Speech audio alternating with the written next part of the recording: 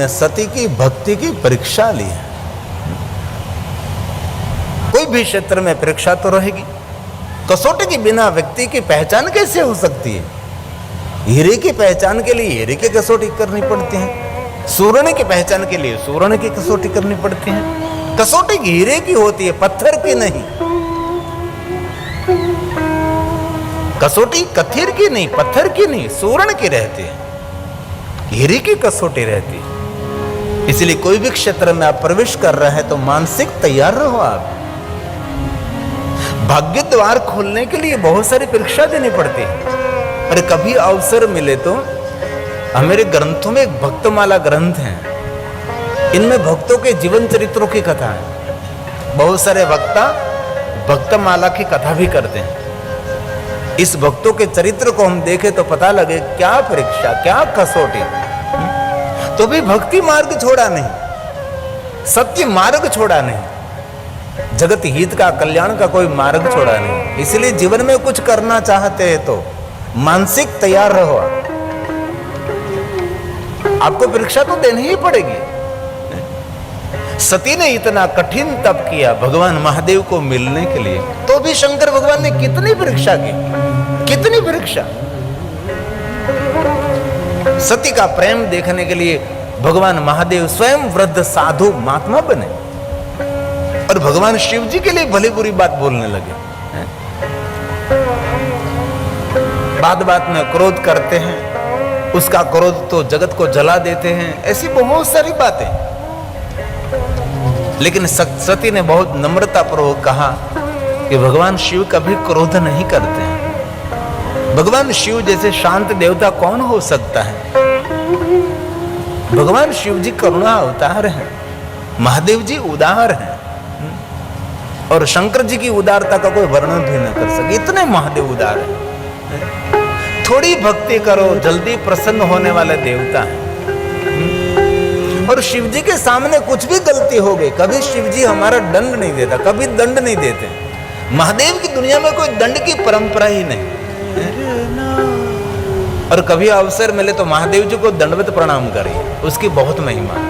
और दंडवत पुरुष शरीर कर सकता है, दंडवत नारी शरीर नहीं कर सकती, क्योंकि हमारी सनातनी परंपरा में नारी को इतना बड़ा दर्जा दिया है कि नारी प्रणाम करे लेकिन दंडवत नहीं। हम शिवालय में पहुंचते हैं, यहां तो सही शिवालय है नहीं है मुझे पता नहीं, लेकिन शिवालय में हम जाते हैं तो शिव जी नीचे बैठते हैं और महादेव ने पार्वती को ऊंचा आसन दिया है। पार्वती का इतना आदर सम्मान किया है। और महादेव का सबसे बड़ा संदेश है, हे पुरुष तुझे जीवन में आगे बढ़ना है तो तेरे घर में जो नारी स्वरूप है, कोई भी रूप में, माँ के रूप में, बहन के रूप में, बेटी के रूप में, पत्नी के रूप, कोई भी रूप में जो मेरे घर में शक्ति स्वरूपा है उसका आदर करना, उस नारी का सम्मान कर। इसलिए शंकर भगवान ने पार्वती को शिवालय में ऊंचा आसन दिया।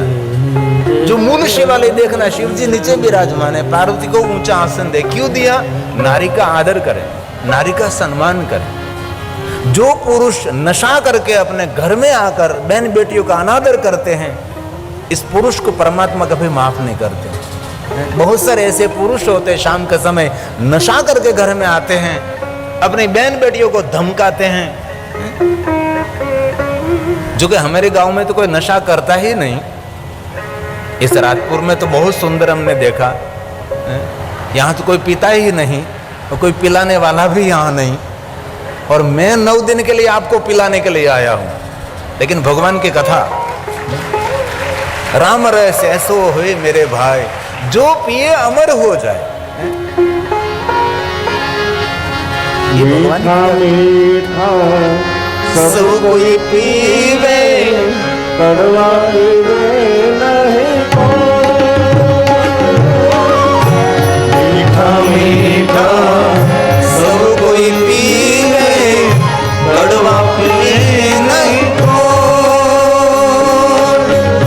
एक बार जो कड़वा पिए तो, एक बार जो कड़वा पिए तो सबसे मीठा हो राम।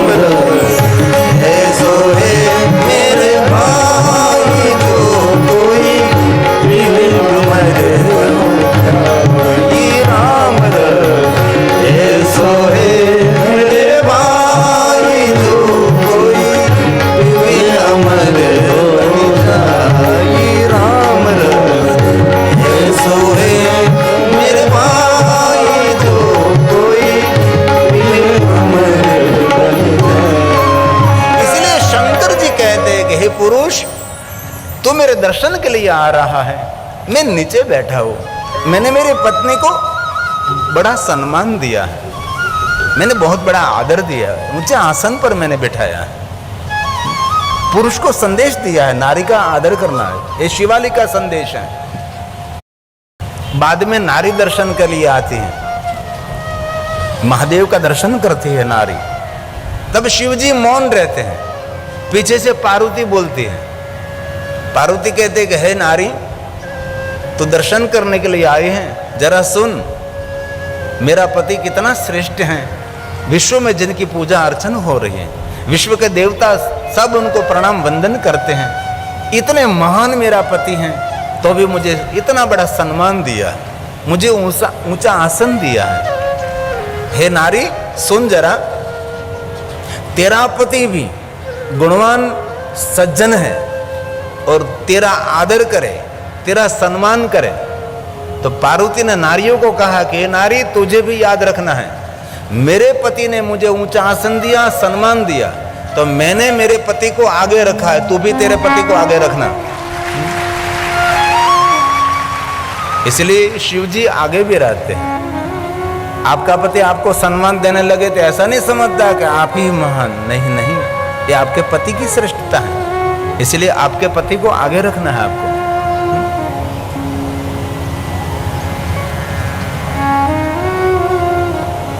करुणा का अवतार है हमारा सुंदर एक भजन है, क्रोधावतार नहीं, गुणों का भंडार है शंकर जी। आइए एक भजन सुने, हमारी सबकी रचना है।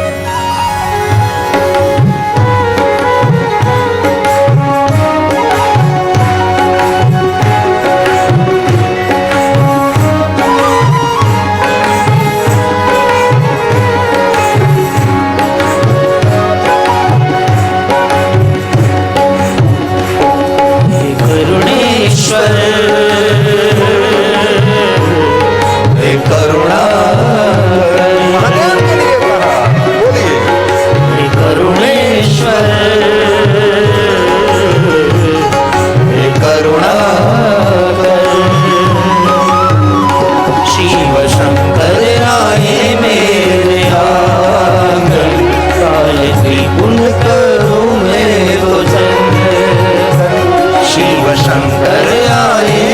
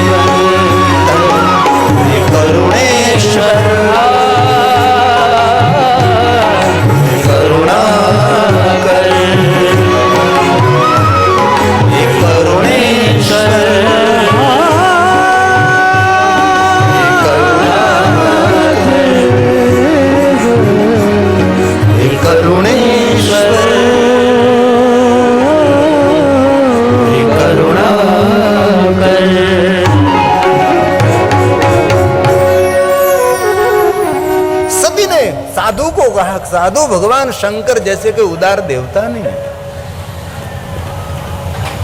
कुबेर ने थोड़ा सा तप किया, कुबेर इतना बड़ा धनेश बन गया, अलकापुरी का मालिक हुआ। अलकापुरी में रहते उसको अलकेश कहते हैं, लंका में रहते उसको लंकेश कहते हैं। और कुबेर एक महादेव का परम भक्त रहा है। इतना सुवर्ण उनके पास।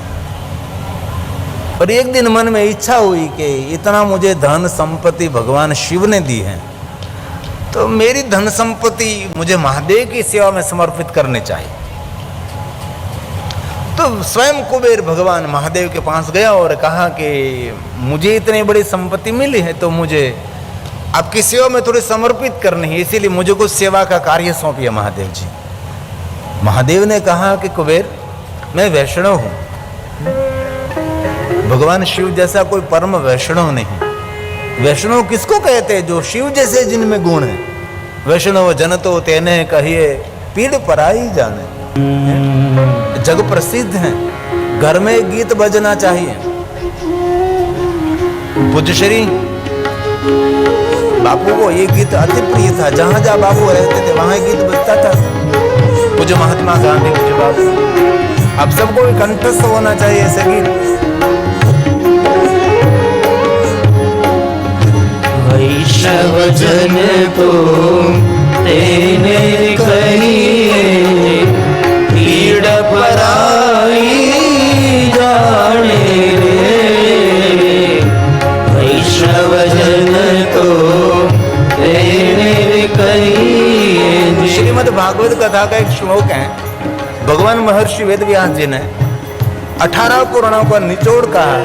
18 पुराण कंठस्थ नहीं कर सकते, 18 पुराण कब कहे, कब श्रवण करें, इसलिए महर्षि भगवान वेद व्यास जी ने कह दिया अष्टदश पुराणेषु। 18 पुराणों का बस ये 2 बात याद रखने, सिर्फ 2 बात।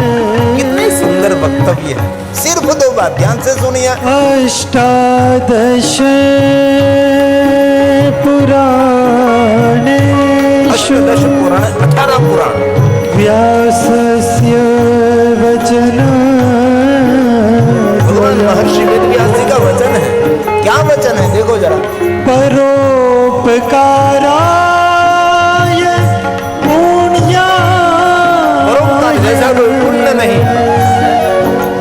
पापाय परपीडनम्, दूसरों को पीड़ा देना इससे बड़ा कोई पाप नहीं। 2 शब्द में सब कुछ। परपीडनम्, इसलिए कहा वैष्णव जन तो तेने कहिए पीड़ पराई जाने रे। वैष्णव जन तो तेने कहिए। भगवान महादेव जी पूर्ण वैष्णव है। भगवान महादेव ने विष्णु भगवान को बहुत सारे वरदान दिए, बहुत सारे वचन दिए हैं। गौलोक का स्वामी भगवान विष्णु को बनाया। महादेव ने कहा विश्वकर्मा जी को, विश्वकर्मा जी सुंदर एक गौलोक निर्माण करे, इसमें सुंदर रत्नजड़ित सुवर्ण आसन को तैयार करे, और स्वयं महादेव ने विष्णु भगवान को एक गौलोक का स्वामी बनाया। ये शिव है। इसलिए महादेव ने कहा कुबेर, मैं वैष्णव हूं, सबकी सेवा करता हूं, किसी की सेवा में स्वीकारता न, और वैष्णव का धर्म है सबकी सेवा करना, किसी की सेवा स्वीकारना नहीं। वैष्णव का धर्म है सबको भोजन कराना और किसी के घर का पानी भी नहीं पीना। ये वैष्णव की परंपरा है, परोपकारी वैष्णव। और महादेव जैसा परोपकारी कौन हो सकता है? दुनिया में पूरे विश्व में कोई नहीं है। इसलिए महादेव ने कह दिया मुझे कोई सेवा की आवश्यकता नहीं है। जिनको सेवा की आवश्यकता है वहां तू जा और उनकी सेवा कर। नहीं महादेव जी, मुझे तो आपकी थोड़ी सी सेवा करने, आप मुझे थोड़ा सा अवसर दीजिए। महादेव जी ना बोल रहे हैं और कुबेर जी आग्रह कर रहे हैं। इनमें पार्वती जी ने सुन लिया। पार्वती जी आए, महादेव जी क्या कहते कुबेर? अरे पार्वती जरा उसको समझाओ, मैं तो किसी की सेवा स्वीकारता नहीं, मैं तो सबकी सेवा करता हूं। सेवा ही सबसे बड़ा पुण्य है। इसीलिए कुबेर सेवा करने के लिए आए हैं, मुझे सेवा की कोई आवश्यकता नहीं है। इसीलिए उसको समझाओ। पार्वती ने कहा मुझे कुबेर को समझाने की जरूरत नहीं है, आपको समझाने की जरूरत है। मुझे क्यों? आप तो ठीक है, योगी हैं, योग में मस्त रहते हैं, तपस्या करते रहते हैं, विचरण करते रहते हैं, लेकिन हम यहाँ कैलाश में देखो जरा, बस इस पेड़ पत्ते के नीचे रहना है, कोई सुविधा नहीं, कोई व्यवस्था नहीं। यहाँ कभी कभी सरस्वती आती है, कभी कभी लक्ष्मी जी आती है, और मुझे कितना ताना मारते हैं कि आओ रो ना वो आने, तेरा पति बहुत पागल है, जो मांगे उनको सब कुछ देते, घर में कुछ भी नहीं रहने दिया, घर में कोई यहाँ कोई व्यवस्था नहीं है, यहाँ हम आते तो पत्थर पर बैठते हैं, वृक्ष के नीचे बैठते हैं, आओ कभी हमारे वैकुंठ लोक में, आओ कभी मेरे ब्रह्मलोक में, इंद्रलोक में। इंद्राणी कहती हैं आपके पति ने कुछ भी घर में नहीं रहने दिया। ऐसा मुझे ताना मारती हैं बहुत सारी देवियां आकर, और आपने घर में कुछ रहने भी नहीं दिया, सब कुछ दे दिया है। इसलिए आपको कोई सेवा की आवश्यकता नहीं है। लेकिन ये गणेश है, कार्तिक है, इसलिए कुबेर सामने से आया है तो उसको कहो एक सुंदर हम सबको रहने के लिए महल बना दें, सुंदर घर बना दीजिए। कुबेर मन से प्रसन्न हुआ कि मां पार्वती ने आकर मेरा काम कर दिया और मुझे सेवा का अवसर दे दिया। तब शंकर भगवान ने कहा, महादेव ने कहा कुबेर जरा पार्वती की इच्छा, कोई बात नहीं, इनकी इच्छा पूरी करो, सेवा करो, बनाओ घर। कुबेर प्रसन्न होकर विश्वकर्मा के पास गया, विश्वकर्मा को कहने लगे मुझे महादेव के लिए सुंदर एक महल बनाना है, मैं आपको कितने मजदूर दे सकता हूं? विश्वकर्मा ने कहा कि मेरे पास जो कुछ कला है ना ये महादेव ने दी है, इसलिए मटेरियल देना, मजदूरी मुझे नहीं लेने, मुझे सेवा करनी है महादेव की। इस कथा में भी बहुत लोगों ने ऐसा किया होगा ना, बहुत लोगों ने ऐसा किया होगा, हमें को नहीं चाहिए, हमको सेवा का अवसर है। ओम जी मुझे बता रहे थे बहुत सारे ऐसे लोग हैं, किसी ने तेल भेज दिया, किसी ने आटा भेज दिया, किसी ने मजदूरी नहीं ली, जिनके पास जो सामर्थ्य था ऐसी ऐसी सामर्थ्य की सेवा की है। और मैं हृदय से कहता हूं मैं साधु हूं, और मेरा जन्म भी शिवालय में हुआ है, मेरा जीवन भी शिवालय में बीता है, और मेरा पूरा जीवन शिव धर्म के प्रचार प्रसार में बीता है। इसलिए मैं हृदय से दिल से कहता हूं जिन्होंने छोटी सी सेवा की है उसका फल बहुत बड़ा मिलने वाला है, इसमें कोई संशय नहीं है। लेकिन अवसर का इंतजार करना पड़ेगा, थोड़ा धैर्य रखना पड़ेगा। योग निर्माण होते हैं, योग निर्माण होते, तब सब अवसर आने पर आपको सबको फल मिलेगा। जिन्होंने जिस प्रकार से सेवा की है इस प्रकार से उनको फल मिलेगा। भगवान शिव ने वचन दिया है कि जो कुछ सत्कर्म करते हैं उसका फल देने के लिए मैं बंधन में हूं। तो विश्वकर्मा जी ने कहा कि मुझे कुछ भी नहीं चाहिए, मुझे थोड़ा सा मटेरियल जिससे बनाना है, सोना चांदी, ये सब कुछ मुझे दीजिए। और विश्वकर्मा जी ने सुंदर भगवान शिव के लिए एक महल बनाया, इतना सुंदर, वातानुकूल, गर्मी में ठंडा, ठंडी में गर्म, इतना सुंदर, दिव्यता से भरपूर। और ये महल को तैयार करके विश्वकर्मा ने जी कहा लो कुबेर जी महादेव को अर्पण कर दीजिए, अब तैयार है। और कुबेर जी महादेव के पास गया, लो महादेव जी ये महल आप स्वीकार लीजिए। महादेव ने पूछा कि कुबेर इतना सुंदर तूने महल बनाया, उसका वास्तु पूजन किया? घर बनाने के बाद थोड़ा वास्तु पूजन करना चाहिए, और करना ही चाहिए। नया घर बनाया है तो विशेष प्रकार से उसका पूजन होना चाहिए। विश्वकर्मा का बेटा है, वास्तु देवता, उसका पूजन करे, उसका अर्चन करें। घर में छोटे मोटे सत्कर्म करते ही रहो। त्रयोदशी हो तो विशेष प्रकार से पार्थेश्वर महादेव की पूजा करो, पूर्णिमा हो तो विशेष प्रकार से भगवान सत्यनारायण की कथा करो, कभी शुक्ल पक्ष की द्विज है तो बटुक भोजन कराओ, बालिका भोजन कराओ। घर में निरंतर कुछ न कुछ सत्कर्म होता ही रहना चाहिए। एक बात कहूँ, जिनके घर में निरंतर सत्कर्म रहता है ना, उस घर में साल में एक बार दीपावली नहीं है, रोज दीपावली आपके घर में रहेगी। निरंतर सत्कर्म चलता रहे, निरंतर सत्कर्म चलता रहे, कुछ भी छोटा मोटा सत्कर्म कुछ न कुछ होना चाहिए। कभी ब्रह्म भोजन, कभी संत भोजन, कभी मित्र भोजन, और कभी अवसर मिले तो जिनके साथ शत्रुता है ना, उसको भी आमंत्रित कर दीजिए, शत्रुता का साथ में भोजन करेंगे हम। भले हमको मन दुख, थोड़ा सा मन अलग है, लेकिन हम साथ में भोजन करेंगे। साथ में रहने से एक दूसरे के विचारों की आपले होती है, एक दूसरे के श्वास की आपले होती है, एक दूसरे के विचार आप मिलने लगते हैं। हमारे गुजरात में डॉक्टर महादेव प्रसाद है, जिन्होंने बहुत सारी पीएचडी कर रखी है, संस्कृत में अति निष्णांत है। हमारी कथा में तो छोटी सी बात की थी कि सबको मिलना चाहिए। मिलने से क्या होता, एक दूसरे के श्वास चलते हैं, एक दूसरे के श्वास की रिदम एक दूसरे को मिलती है, इसलिए विचार भेद मिटता है, विचार भेद मिटता है। इसलिए कभी कभी मिलना चाहिए। और मैं दिल से कहता हूँ, आपके गांव को सुरक्षित रखना चाहते हैं, जो विरोधाभास लोग हैं, जो विरोध में बोलते, विरोध में कुछ कार्य करते, उसको भी पकड़ो, उनको भी साथ में बैठकर भोजन करो। मैं दिल से कहता हूँ, उनके विचार आपके विचार के साथ मिल जाएंगे और नगर में कुछ नया आह्वान होगा, नगर में कुछ नया कर सकोगे। ये जो टेलीविजन में देखते हैं डॉक्टर महादेव प्रसाद, उसकी सुंदर ये कृति मुझे अच्छी लगी, और जिनके तरफ से मिला है उनका नाम लेकर उसको कहना चाहिए। इसलिए ये वाक्य भेद न, शब्द भेद न हो सके, अपराध न हो।